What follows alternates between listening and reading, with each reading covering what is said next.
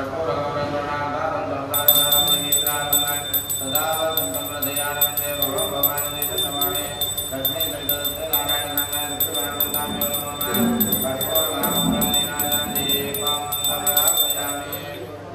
रक्षान् धारयामि हस्तं प्रक्षाल्य अजित्यावतरोपय तस्मिन् यत्सर्वणमाङ्गेन चतुर्संसारमङ्गाल विमुक्तेन वत्सते विष्णवे परमेश्वरे मन्त्रं पाञ्चदर्वयामि मनसा प्रदक्षिणां दर्वयामि नमस्कारां दर्वयामि आवाहनतिजानामि दानामि पूजां विधानामि सुमितां परमेश्वर मन्त्रेण क्रियायेन भक्तिरेन्द्र यस्वैतम्याशिरामयुक्तमन्त्रसुमे अपराध सहस्राणि निरन्ध्यादिजमयान् कासो शिवानस्वा क्षमस्वपरमेश्वर प्रार्थनादर्वयामि ततोऽग्निमार्गे शिवनक्षत्रेवं गुणं येन विशिष्टायां गुरुपुण्यादिक सन्धर्मविचारलक्ष्मी सन्त्राङ्गसाङ्गादित्रिवार्धतां ज्ञानावानादि जोगो विचारपूजानादर्मणा आवाय लक्ष्मी देवदत्ते नारायण प्रियका पूजा देवदत्ते दुराश्रमपुत्रे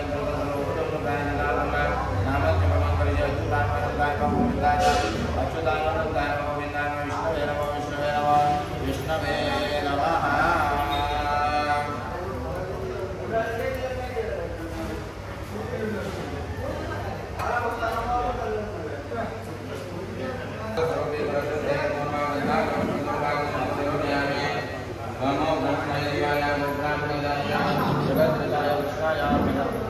गोविंदाय नमो नमः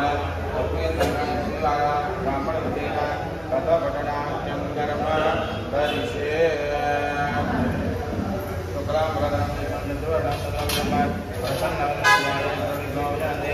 नारायण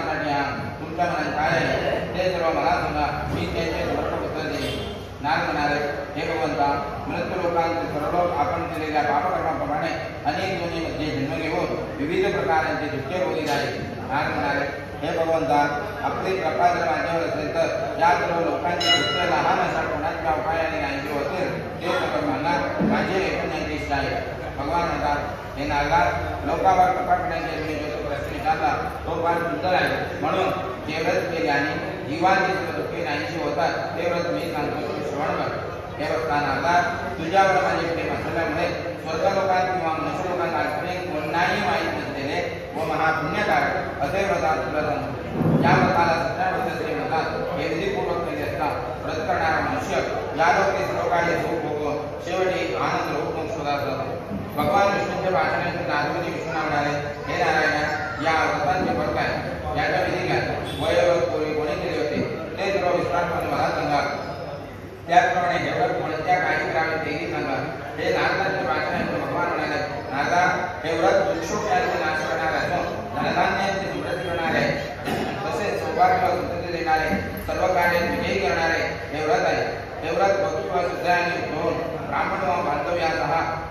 निष्ठा ठेवून प्रदोष काळी म्हणजे सूर्यास्तानंतर 2 तासानंतर सत्यनारायणाचे पूजन करावे.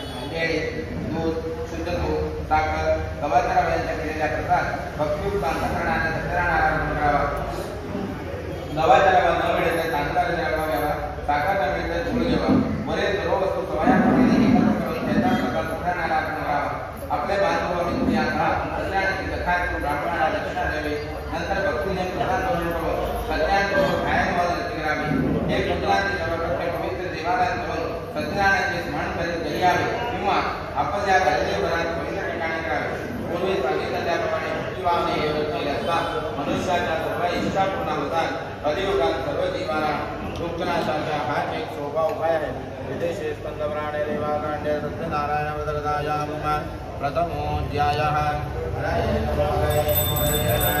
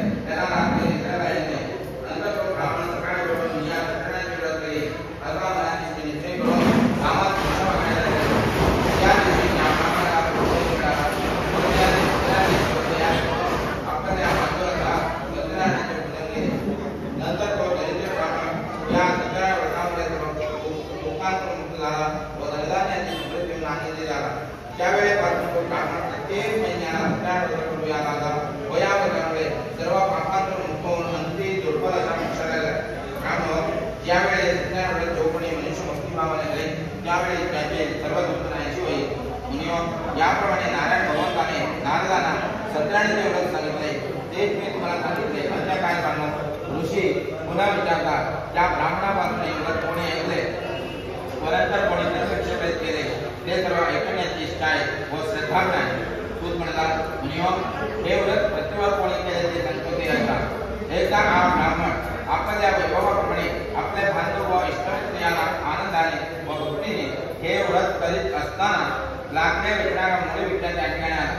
तो मुळे विकल्या तहानेने व्याकुळ झालेल्या असल्यामुळे मस्तकावरची मुळे बाहेर ठेवून ब्राह्मणाकडे गेला व तो व्रत करीत आहे असे पाहून त्यांना नमस्कार केला व विचारले, महाराज, आपण हे काय करीत आहात?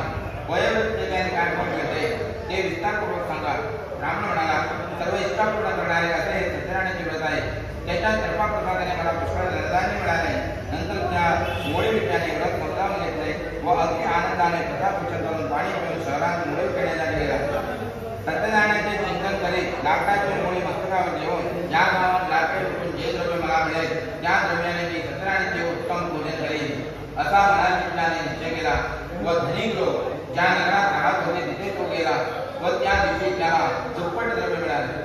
नंतर त्याने आनंदी अंतःकरणाने उत्तम पिकलेले केळी, साखर, तूप, दूध, गव्हाचा रवा सोयाप्रमाणे खरेदी करून आपल्या घरी आला व आपल्या बांधव व इष्टमित्रांना बोलावून विधिवत रीतीने यथा सांगा सत्यनारायणाचे पूजन केले.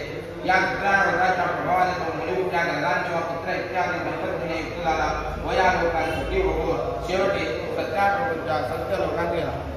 स्कंदपुराणे देवाकांडे सत्यनारायण व्रतकथायां द्वितीयोऽध्यायः. हरये नमः.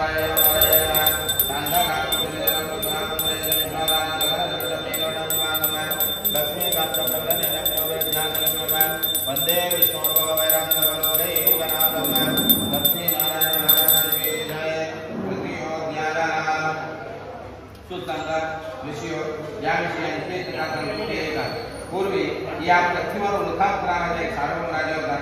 तो राजा जितेंद्र व सत्य बोलणारा भक्तिवान व बुद्धिवान होता. तो दिवाळात जाऊन प्रत्येक दिवशी ब्राह्मणाला द्रव्य देऊन संतोष करीत असे. त्याची भार्या पतिव्रता सुंदरवदना अत्यंत रूपवान होती. एक दिवशी तो राजा स्त्रीला नदीच्या तीरावर सत्यनारायणाचे पूजन करीत होता. त्यावेळी साधूवाणी व्यापारासाठी पुष्पद्रव्य घेऊन राजा पूजन करीत होता त्या ठिकाणी आला व नौका नदीच्या तीरावर उभी करून राजाच्या जवळ आला व व्रत करण्याला राजाला पाहून अत्यंत विनयाने विचारू लागला. साधूवाणी म्हणाला, हे राजा, भक्तियुक्त अंतःकरणाने तू काय करीत आहे ते सविस्तर मला सांगा, माझी ऐकण्याची इच्छा आहे. राजा म्हणाला, हे साधू, पुत्र धन वगैरे प्राप्त व्हावे या हेतूने अतुल तेजस्वी सर्व मनोरथ पूर्ण करण्यात सत्यनारायणाचे पूजनात्मक विष्णूचे मी बांधवाचा व्रत करीत आहे. राजाचे वाक्य ऐकून अत्यंत आदराने साधूवाणी म्हणाला, महाराज, आपण हे व्रत विस्तार करून मला सांगा. जसे सांगाल तसे मी करेन. मला पण संतती नाही ती या व्रतामुळे शक्य होईल. असे बोलून व्यापारासाठी अन्यगामी न जाता आनंदाने साधूवाणी घरी परत आला व त्याने संतती देणारे हे व्रत आपल्या बारीला सांगितले. ज्यावेळी मला संतती होईल त्यावेळी मी सत्यनारायणाचे व्रत करेन असा नवसपण त्याने केला. अशा प्रकारचे व्रत शिलावान साधूवाणीने आपल्या लीलावती नावाच्या बालेला सांगितले. नंतर धार्मिक व पतिव्रता अशी त्याची लीलावती नावाची भार्या आनंदी अंतःकरणाने पतीची सेवा करीत असता सत्यनारायणाच्या कृपाप्रसादाने गर्भवती झाली. नंतर तिला 10 महिन्यात पूर्वतंच्या एक कन्यारत्न झाले. ती कन्या शुक्रपक्षातील चंद्राप्रमाणे प्रत्येक दिवशी वाढू लागली व म्हणूनच तिचे नाव कलावती ठेवले. नंतर काही दिवसांनी त्या लीलावतीने साधूवाण्याला मधुरवाणीचा प्रश्न विचारला, महाराज, गोरी नमस्कार काय करत नाही असा साधूवाणी म्हणाला, हे प्रिय, कलावतीच्या लग्नाच्या वेळी सत्यनारायणाचे व्रत मी करेन. अशा प्रकारे भार्येचे समाधान करून व्यापारासाठी साधूवाणी दुसऱ्या गावात गेला. त्याची कन्या कलावती गुणाने व वयाने मोठे होऊन लागले. साधूवाणीने आपली मुलगी लग्नाचे योग्य झाले असे म्हणून मित्रमंडळी बरोबर विचार केला व लगेच उत्तम वर शोधण्यासाठी एक दूताला आज्ञा दिली. तो दूत आज्ञेप्रमाणे वर शोधण्यासाठी कांचन नावाच्या नगरात आला. नंतर तो दूत येता वाण्याच्या मुलाला घेऊन परत आला. त्यावेळी सर्वगुण संपन्न व सुंदर अशा वाण्याच्या मुलाला पाहून त्या साधूवाण्याने आपल्या जाती बांधवाला आनंद व्यक्तपणाने त्या वैश्य पुत्राला विनोद कन्यादान केले. त्या विवाहाच्या वेळी दुर्दैवाने पूर्वी नमस्कारलेले सत्यनारायणाचे व्रत करण्यात तो विचारला, ज्यामुळे त्याच्यावर भगवान रागावले. नंतर तो व्यापारात विष्णुचंद्राला साधूवाणी काळाच्या प्रेरणेप्रमाणे व्यापारासाठी जाम्या जाऊन गेला आणि सिंधू नदीच्या जवळ असणाऱ्या रम्य अशा रत्नधारकामध्ये जाऊन आपल्या श्रीमान जाम्या साधूवाणी व्यापार करू लागला. ते दोघे चित्रकेतूरच्या नगरात व्यापार करत असतात काही काळ उत्तम गेला. इत्यानंतर सत्यानुभावी या वाणी आपल्या रत्नाच्या पूजनाच्या प्रतिष्ठेपासून भ्रष्ट झाला आहे म्हणून याला भयंकर दुःखपात होण्याचा शाप दिला. शाप दिल्यानंतर थोड्या दिवसांनी राजा वाड्यात व तो शोधलेले द्रव्य साधूवाणी ठाण्याने आपल्या ठिकाणी आला.